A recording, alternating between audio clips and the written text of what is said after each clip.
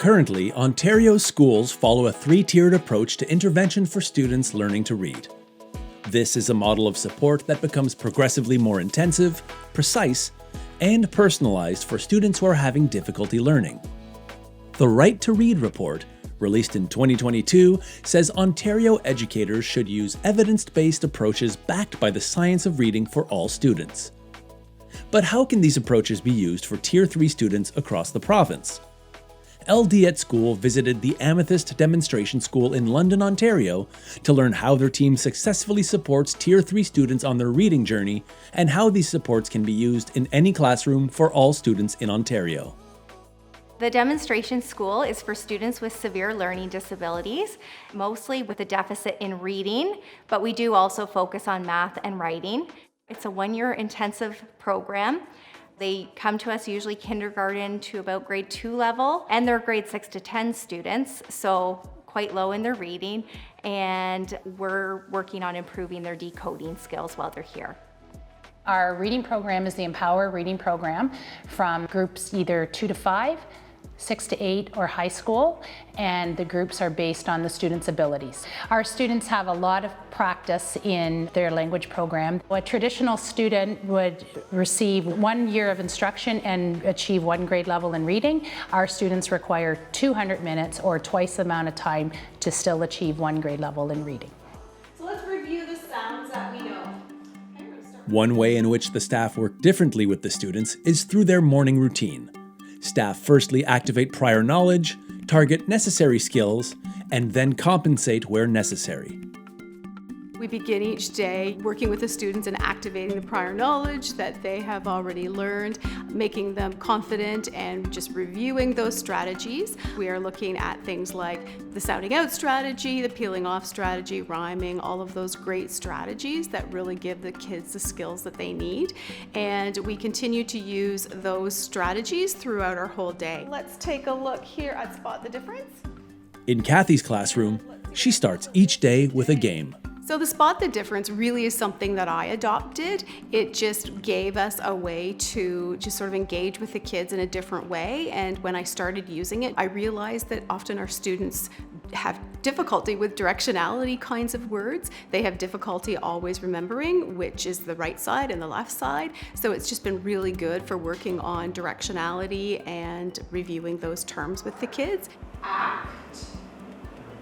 At Amethyst, the method of teaching is just as important as the strategies. Reading instruction needs to be explicit, direct, and systematic. With those 3 things in place, students will be able to develop neural pathways, and those connections or those brain pathways are the key for a lot of students to have reading success. So our students in a Tier 3 program are very much receiving immediate feedback. So it's really important for them to know right away what is going on in the classroom and whether something is being done correctly or maybe not correctly. When you put those things together, it allows our students to benefit and also unlock that code and begin the reading process. In addition to the reading curriculum, students are encouraged to both learn and use assistive technology. Every student that comes to our school has different previous experiences with assistive technology, so that's going to influence how they feel about it. Right at the start of the year, we try and foster an environment that really encourages the use of the tools with both staff and students, because these are tools that everybody benefits from. When we use technology in our classroom, we're using it as an aid and also as an efficiency mechanism. So when our students are writing larger bodies of work or generating ideas, those sorts of things, we're using our assistive technology to help with those pieces. And then also, because there is decoding deficits with our students, we find that sometimes the processing of information can be slower. So then we use our technology to get our ideas out in a more efficient manner. We remind students that assistive technology features are built into every day-to-day device these days. It is here to help everybody, and Amethyst is a place for them to become experts with this tool, so when they go back to their home school, they can really shine and actually end up showing other people how to use these tools. The development of soft skills is also encouraged. We do a lot of discussions around grit and growth mindset and, sort of how they feel about reading and why they feel that way. They look back on work that they did at the very beginning of school and they see where they are now, and oftentimes it's phenomenal. They feel just great to see the growth that they are seeing in themselves. One of the things that I do is make sure that they understand what their deficits are and where their areas of deficits lay. Because when they know where they struggle, it then leads to self-advocacy. Self-advocacy is really important for our students because typically in their home schools, they just have not done that for themselves. They've kind of flown under the radar and just stayed quiet. After being here, our students learn who they are as learners, and we talk about the fact that there's nothing wrong with asking.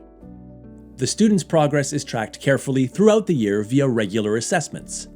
We progress monitor every single month, so that informs our instruction. We know where we need to have more intensity in our programming, where we need to have more repetition, so that our students get the skills that we want them to have. 3 times a year, our resource department uses WJ assessments or tests from that assessment. And then the DIBELS assessments I do monthly in the classroom. So we always have a date around the same time every month, and then I complete those so that I can progress monitor and see where the students are going. If they happen to have dropped a little bit, we take a look at why that might be, and then all of that information is recorded so that our resource department and principal and so on can take a look at that at any time. Whilst the staff and students at Amethyst Demonstration School have access to specialist resources, there are still many ways that its teaching practices can be brought into classrooms across the province. If I was to offer any advice to a teacher, to a school board, I would suggest being very critical of the resources that you choose. Make sure that they are evidence-based. Make sure they have a scope and sequence that follows all the way from Tier 1 to Tier 3, and that you progress monitor. If a student was sitting in a Tier 1 classroom, but really fitting in a Tier 3 category, a teacher needs to determine where the deficits are. And in order to do that, you really do need to have a good assessment tool. A student could be sitting in that Tier 1 classroom and have difficulty with decoding. In order to determine that, you need a decoding tool. A student could be sitting there and not able to comprehend print. They could decode, and they could be a fluent reader as well and have no problem reading at a nice pace, but not understanding anything. In which case, you need to have something that will assess their vocabulary and their comprehension. Right at the start of the year, teachers can check in with students and make sure that any assistive technology tools they're using have been customized. A lot of the time, the settings can default back to the original settings, so you may want to just check in and make sure it's where they want it, for example, reading speed. Also, any device that a class teacher is using, whether that be Chromebooks, laptops, tablets, they all have accessibility features built into them, such as text-to-speech, speech-to-text, word prediction. So just getting familiar with the built-in tools is going to help the teacher then pass that knowledge on to the student if they're not aware. And there may be features that need to be enabled as well that the teacher could do for the student. My advice for teachers would be, when it's possible, to try to make some homogeneous groups of their students within their classroom to be able to then work with those small groups a little at a time, because I do believe that that is important.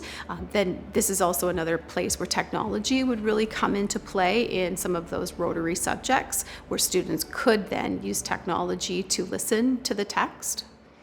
Learning to read can be a challenge for students with LDs. But by using science-based techniques combined with plenty of practice, it is possible. At the beginning of the year, students often come to us and they're feeling fairly defeated.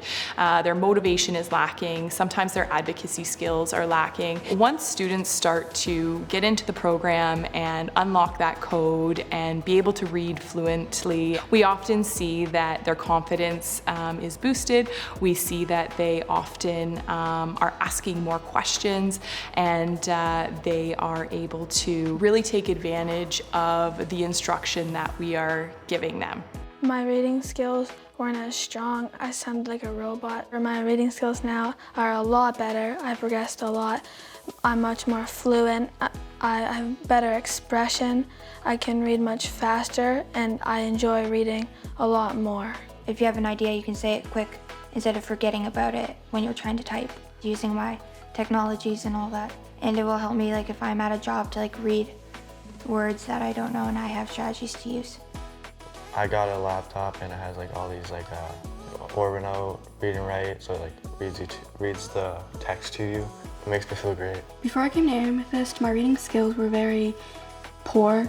I didn't have really good grasping of what to do when I came to words I didn't know, because I was always taught to guess at words that I didn't know. My reading now is awesome. It's amazing. I can read chapter books now. I can't just read like picture books, and I've learned so many things that can help me when I come to words I don't know, instead of just guessing or not reading the word.